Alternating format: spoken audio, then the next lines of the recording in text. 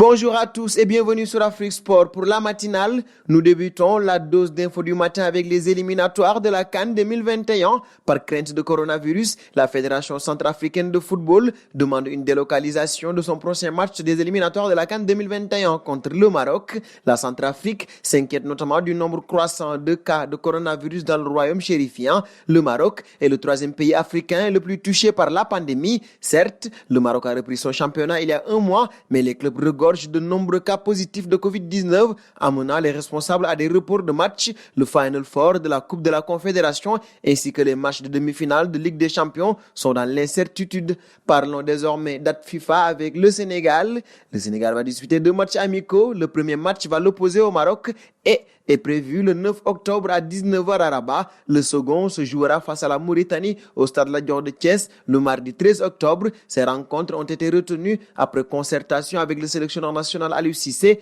informe le communiqué de la Fédération sénégalaise de football.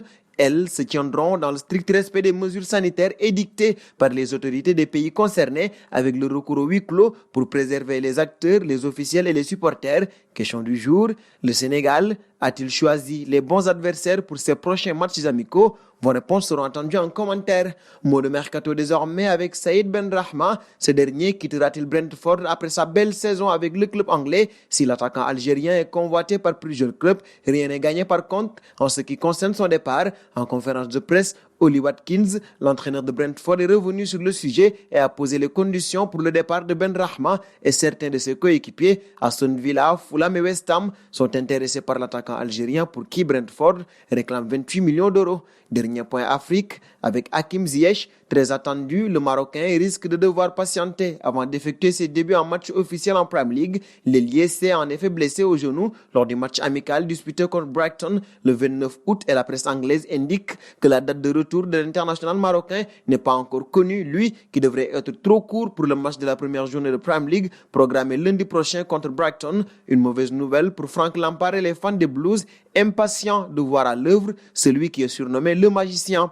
Seconde partie de la matinale, avec la Super Coupe UEFA, les billets pour la Coupe sont désormais en vente. Il y aura donc de l'affluence. C'est à la Puskás Arena de Budapest que le FC Bayern Munich, vainqueur de l'UEFA Champions League, affrontera le FC Séville, vainqueur de l'UEFA Europa League, le 24 septembre. Les supporters pourront demander des billets jusqu'au 9 septembre 2020. Le stade pourra être occupé jusqu'à 30% de sa capacité et ce match servira de test pour le retour progressif des supporters dans le stade dans le contexte actuel de la pandémie de Covid-19.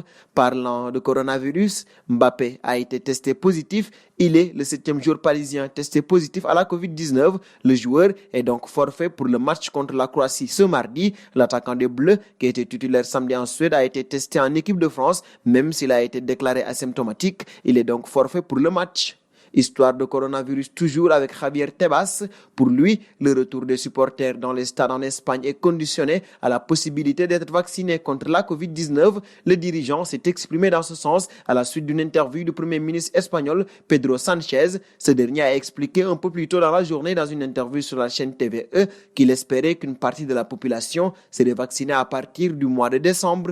Dernier point de cette matinale, avec Messi, après avoir choisi de rester au FC Barcelone une saison de plus, malgré ses envies d'ailleurs, Lionel n'a pas manqué de charger son président, Josep Maria Bartomeu. Cette position très claire envers son président ne devrait pas apaiser les tensions entre les deux hommes. D'après la Quattro et Hockey Diario, Jorge Messi a déjà fait savoir que son fils refuserait de négocier avec lui à l'avenir, ce qui exclut toute prolongation potentielle de contrat avant plusieurs mois. Lorsqu'on sait que le bail de Messi se terminera en juin 2021, cela complique sérieusement l'hypothèse d'une prolongation puisque la prochaine élection présidentielle se déroulera en mars. Entre-temps, des cadres européens auront forcément approché la superstar argentine avec des salaires mirobolants à la clé. C'est donc terminé pour cette matinale du mardi. Chers amis internautes qui nous suivez d'un peu partout, la famille Afrique Sport s'élargit de jour en jour pour nous aider à faire grandir notre chaîne. N'hésitez pas à vous abonner sur Afrique Sport pour ne rien manquer du football continental et international.